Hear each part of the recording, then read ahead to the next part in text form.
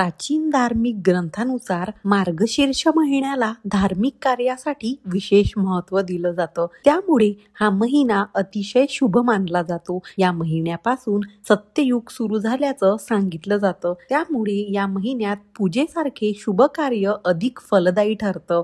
मार्गशीर्ष गुरुवारचं व्रत सूर्योदयापासून सूर्यास्तापर्यंत पाळलं जातं. असं म्हणतात की मार्गशीर्ष गुरुवारी व्रत करून लक्ष्मी आणि भगवान विष्णूंची पूजा केल्याने भक्तांना लक्ष्मीनारायणाची कृपा प्राप्त होते. देवी लक्ष्मीच्या कृपेने सुख आणि समृद्धी आणि ऐश्वर्य प्राप्त होते.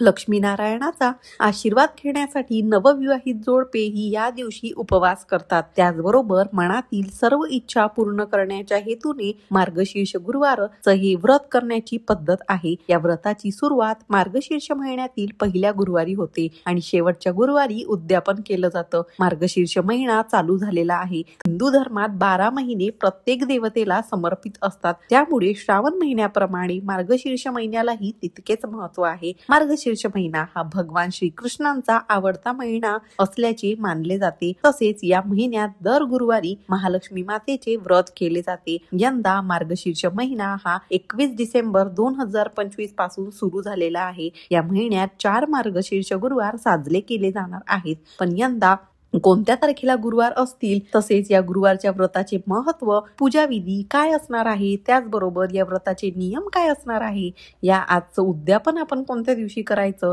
या सर्व गोष्टींची माहिती आजच्या व्हिडिओमध्ये आपण जाणून घेणार आहोत. नमस्कार, मी सोज्वल तुम्हा सर्वांचे स्वागत करत आहे स्वामी भक्ती सोज्वल मध्ये. तर मार्गशीर्ष महिन्यातील पहिला गुरुवार हा 27 नोव्हेंबरला आलेला आहे. दुसरा गुरुवार 4 डिसेंबरला, तिसरा गुरुवार 11 डिसेंबर आणि चौथा गुरुवार 18 डिसेंबर 2025 या दिवशी असणार आहे. आपल्याकडे जे जे चांगले आहे त्याप्रती सद्भावना ठेवणे आणि समाधान मानणे हे महत्वाचे असते. मार्गशीर्ष गुरुवारी लक्ष्मी मातेची आपण पूजा करणार आहे. या दिवशी बऱ्याच स्त्रिया उपवास ठेवतात आणि लक्ष्मी मातेची पूजा करतात, कथेचे पठण करतात आणि शेवटच्या गुरुवारी उद्यापन करतात. हे व्रत केल्याने मनातील इच्छा पूर्ण होतात, घरामध्ये सुख शांती लाभते. आपल्या घरी सुख शांती तसेच मनातील सर्व इच्छा आकांक्षा पूर्ण करायच्या असतील तर आपण या व्रताला पूर्ण मनोभावाने आणि विश्वासाने करायचे आहे.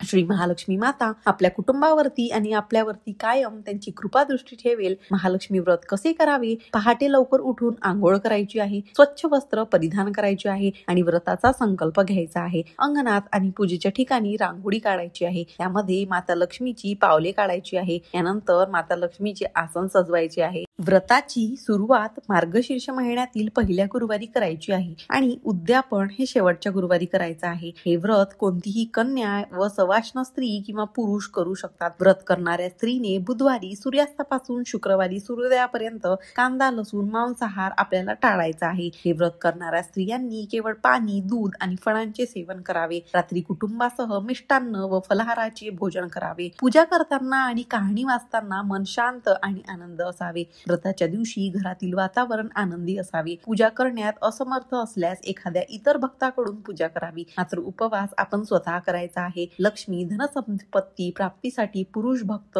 श्री लक्ष्मी महात्म्याचा पाठ करू शकतात. गुरुवारी प्रातःकाली उठायचं आहे, आंघोळ करायची आहे, शुद्ध अंतकरणाने व श्रद्ध भावनेने पूजा विधी करायची आहे. दिवसभर उपवास करून सायंकाळी देवीला नैवेद्य दाखवूनच रात्री भोजन करायचं आहे. कधी कधी आकस्मिक अडचण उद्भवते, अशा वेळी आपण उपवास करावा आणि कोणाकडूनही पूजा आरती करून घ्यावी. एकादशी शिवरात्र या इतर उपवासाच्या दिवशी गुरुवार असल्यास फक्त पूजा आरती करावी. कहाणी स्वतः वाचावी अथवा ऐकावी. व्रताची पूजा व कहाणी ऐकल्यास शेजाऱ्यांना निमंत्रण द्यावे. सायंकाळी गायीची पूजा करावी, तिला नैवेद्य द्यावा. नित्याप्रमाणे उद्यापनाच्या दिवशी पूजा आरती करावी. कहाणी वाचायची आहे. 7 सुवासिनींना व 7 कुमारिकांना हळदी कुंकू द्यायचा आहे. एक फळ आणि व्रताच्या कथेची एक प्रत द्यायची आहे. शक्य झाले तर ब्राह्मणाला आपल्याला शिधा वस्त्र व दक्षिणा देऊन नमस्कार करायचा आहे. त्यानंतर आपण भोजन करायचं आहे. गुरुवारी संध्याकाळी पूजा आरती करायची आहे आणि त्यानंतर सर्वांना प्रसाद द्यायचा आहे. हे आहेत काही नियम. यानंतर आपण पूजेची मांडणी पाहून घेऊयात. तर इथे जिथे आपल्याला पूजा मांडायची आहे तिथली जागा स्वच्छ कपड्याने आपल्याला पुसून घ्यायची आहे.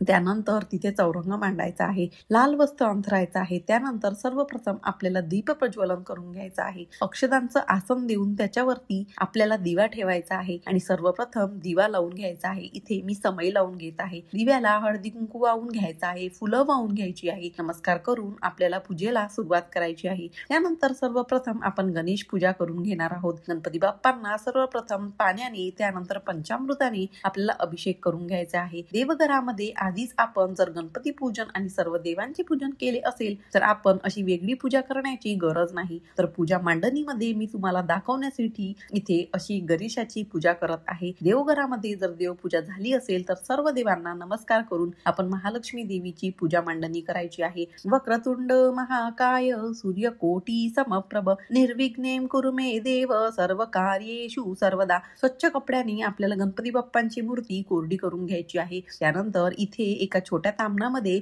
मी महालक्ष्मी देवीची मूर्ती घेतलेली आहे. मूर्तीवरती आपल्याला अभिषेक घालून घ्यायचा आहे. तुमच्याकडे जर मूर्ती नसेल, फोटो असेल तर फोटो स्वच्छ पाण्याने आपल्याला फुलाच्या साहाय्याने फोटोवरती पाणी शिंपडायचं आहे आणि स्वच्छ कपड्याने तो फोटो पुसून घ्यायचा आहे. तर सर्वप्रथम पाण्याने आपण महालक्ष्मी देवीच्या मूर्तीवरती अभिषेक घालून घेणार आहोत. त्यानंतर आपल्याला पंचामृताने अभिषेक घालून घ्यायचा आहे. ओम श्री महालक्ष्मी देव्यै नमः, ओम श्री महालक्ष्मी देव्यै नमः असा मुखामध्ये आपल्याला मंत्र जाप करायचा आहे. पंचामृतानंतर आपल्याला हळद चंदन मिश्रित पाण्याने महालक्ष्मी देवीच्या मूर्तीवरती अभिषेक घालून घ्यायचा असतो. त्यानंतर आपण कुमकुम मिश्रित पाण्याने देवीवरती अभिषेक घालून घेऊ शकतो. त्यानंतर स्वच्छ पाण्याने एकदा अभिषेक घालून घ्यायचा आहे. तुम्ही हवं असलं तर मधाने अभिषेक घालू शकता. त्याच्याच बरोबर साखरेनेही महालक्ष्मी देवीच्या वरती आपण अभिषेक करून घेऊ शकतो. केशर मिश्रित पाण्यानेही या दिवशी आपण अभिषेक करू शकतो. यानंतर आपल्याला माता लक्ष्मीच्या मूर्तीवरती असे फुलांच्या पाकळ्या अर्पण करायच्या आहे. माता लक्ष्मीची आपल्याला छान अशी दिवा ओवाळून घ्यायचा आहे, धूप दाखवायचा आहे आणि अशा पद्धतीने महालक्ष्मीच्या मूर्तीवरती आपल्याला छान असा अभिषेक करून घ्यायचा आहे. त्यानंतर महालक्ष्मी देवीची मूर्ती आपल्याला स्वच्छ कपड्याने कोरडी करून घ्यायची आहे आणि आता यानंतर आपल्याला कलशाची मांडणी कशी करायची ते आपण पाहून घेऊया. तर इथे पहा, आपल्याला 1 वाटी तांदूळ घेऊन असं तांदळाचं आसन आपल्याला बनवून घ्यायचं आहे. त्या व्यतिरिक्त तुम्ही अष्टदल कमल ही तांदळापासून बनवू शकता आणि त्याच्यावरती कलश आपण ठेवू शकतो. आता इथे आपल्याला एक तांब्याचा, पितळेचा किंवा जर आपल्याकडे तांब्या पितळाचा तांब्या नसेल तर तुम्ही स्टीलचाही तांब्या इथे वापरू शकता. तर तो तांब्या स्वच्छ पाण्याने आपल्याला भरून घ्यायचा आहे. त्याच्यावरती आपल्याला कुंकवाने स्वस्तिक बनवायचा आहे. त्याच्यावरती हळद लावायची आहे, अक्षदा लावायची आहे आणि अशा पद्धतीने कळशावरती आपल्याला स्वस्तिक बनवायचं आहे. कलशातील पाण्यामध्ये आपल्याला हळदी कुंकू वाहायचा आहे, अक्षदा टाकायची आहे, 1 रुपयाचं नाणं, 1 सुपारी, त्याचबरोबर 1 फूल, दुर्वा टाकायचे आहे आणि अशा पद्धतीने त्याच्यावरती आपल्याला 5 नागवेलीची पाने, खाऊची पाने किंवा विड्याची पाने आपल्याला इथे ठेवायची आहे. त्यानंतर त्याच्यावरती आपल्याला श्रीफळ ठेवायचं आहे. तर श्रीफळाला लावण्यासाठी बाजारामध्ये असे बरेचसे देवीचे मुखवटे सध्या उपलब्ध आहे. तर तुम्ही जरी श्रीफळाला मुखवटा लावायचा नसेल तर तुम्ही नाही लावला तरी चालेल. तर इथे मी श्रीफळ स्वच्छ पाण्याने धुवून घेतलेलं आहे. त्याला सर्वप्रथम हळदी कुंकू लावायचं आहे आणि त्यानंतर आपण त्याच्यावरती मुखवटा लावणार आहोत. वेगवेगळ्या मुखवट्याबरोबरच असे वेगवेगळे देवीला नेसवण्याचे वस्त्रही सध्या बाजारामध्ये मिळतात. तर ते मी कळसाला नेसवलेले आहे. त्यानंतर आपल्याला श्रीफळाला मुखवटा लावून ते श्रीफळ आपल्याला कळसावरती माता लक्ष्मीचे नाव घेऊन आपल्याला कळसावरती ठेवायचं आहे. देवीला छान असं सजवायचं आहे. इथे पहा, आपली कलश मांडणी झालेली आहे. विड्यांच्या जोड पानावरती आपण गणपती बाप्पांची मूर्ती, माता लक्ष्मींची मूर्ती, त्याचबरोबर बाळकृष्णाची मूर्ती इथे ठेवलेली आहे.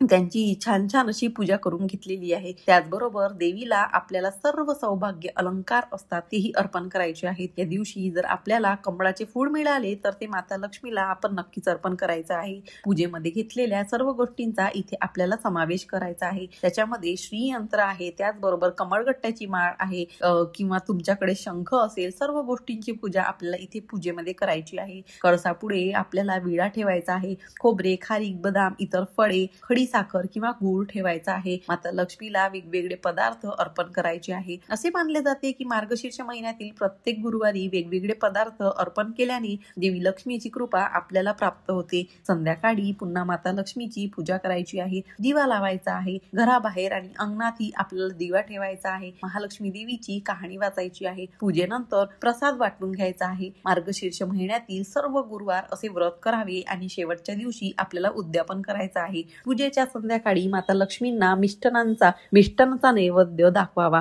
त्यानंतर भोजन करायचं आहे. दुसऱ्या दिवशी सकाळी लवकर उठावे, पूजा विसर्जित करावी. कळसातील पाणी तुळशीत घालायचं आहे. तिला हळदी कुंकू व्हायचा आहे, नमस्कार करायचा आहे. पद्मपुराणात या व्रताचा उल्लेख आढळतो. त्यात श्री लक्ष्मी देवीने असं म्हटलं आहे की माझे हे व्रत जो नित्य नियमाने करेल तो सदैव सुखी राहील असे माझे वचन आहे. मार्गशीर्ष महिन्यातील सर्व गुरुवार हे व्रत करायचे आहे आणि शेवटच्या दिवशी उद्यापन करायचं आहे. म्हणजे शेवटच्या गुरुवारी उद्यापन करायचं आहे. उद्यापनाच्या दिवशी ओळखीच्या किंवा आजूबाजूच्या महिलांना बोलवून त्यांना महालक्ष्मीचे एक पुस्तक द्यायचे आहे. शक्य असल्यास मिष्टान्नाचं जेवण द्यायचं आहे किंवा एक फळ ही तुम्ही त्यांना देऊ शकता. त्यानंतर आपल्याला हळदी कुंकू लावून त्यांचा आशीर्वाद घेऊन अशा प्रकारे महालक्ष्मीचं उद्यापन करायचं आहे. अशा प्रकारे महालक्ष्मीचे पूजन मनोकामना पूर्तीसाठी मार्गशीर्ष महिन्यात केली जाते. देवी लक्ष्मीची आपल्या कुटुंबावरती कृपा राहावी, घरात भरभराट व्हावी, सुख समृद्धी असावी यासाठी ही पूजा आणि व्रत केले जाते. भक्तांनी पूर्ण समर्पणाने आणि विश्वासाने महालक्ष्मी व्रत केले तर देवी प्रसन्न होते व सर्व इच्छा पूर्ण करते अशी मान्यता आहे. व्रताच्या दिवशी केवळ खाण्याच्या पदार्थावरती मन न गुंतवता मनात देवीचे नामस्मरण सतत सुरू ठेवावे. त्याचबरोबर मार्गशीर्ष महिना भगवान श्रीकृष्णांना समर्पित मानला जातो, म्हणून त्यांची पूजा, भजन आणि स्तोत्रे गाणे खूप शुभ आहेत. ओम नमो भगवते वासुदेवाय या मंत्राचा किंवा श्रीकृष्णाच्या इतर नामांचा जप करावा. भगवद्गीता ग्रंथाचे वाचन करणे अत्यंत शुभ मानले जाते. या महिन्यात पवित्र नद्यांमध्ये स्नान करणे आणि दान धर्म करणे लाभदायक मानले जाते. यामुळे पापांचा नाश होतो आणि सुख समृद्धी मिळते. गरिबांना, गरजूंना या दिवशी आपण अन्नदान नक्की करायचं आहे. या महिन्यात दिवे लावल्याने पापाचा नाश होतो असेही मानले जाते. या महिन्यामध्ये तुळशीचे रोज सकाळ आणि संध्याकाळ दिवा लावावा आणि पंचोपचार पूजा करावी. त्यामुळे देवी लक्ष्मीची कृपा प्राप्त होते. या काळात विष्णू सहस्त्रनाम आणि गायत्री मंत्राचा जप करणे विशेष पुण्यकारक मानले जाते. थोडक्यात मार्गशीर्ष महिन्यात भक्ती, पूजा, व्रत आणि दान या 4 गोष्टींना विशेष महत्त्व दिलेले आहे. अशा पद्धतीने मार्गशीर्ष गुरुवारी आपल्याला सर्व पूजा करायची आहे. तुम्हाला काही जर प्रश्न असतील तर कमेंट बॉक्समध्ये तुम्ही नक्की प्रश्न विचारू शकता. कसा वाटला आजचा व्हिडिओ आणि आजची माहिती? तर आपल्या चॅनलवरती असेच मार्गशीर्ष महिन्यातील बरेचसे व्हिडिओ येणार आहेत. जर तुम्ही चॅनलला सबस्क्राईब केलं नसेल तर सबस्क्राईब करून ठेवा. चला तर मग भेटूया पुन्हा एका अशाच छानशा व्हिडिओ सोबत आणि माहितीपूर्ण व्हिडिओ बरोबर. तोपर्यंत धन्यवाद. श्री स्वामी समर्थ.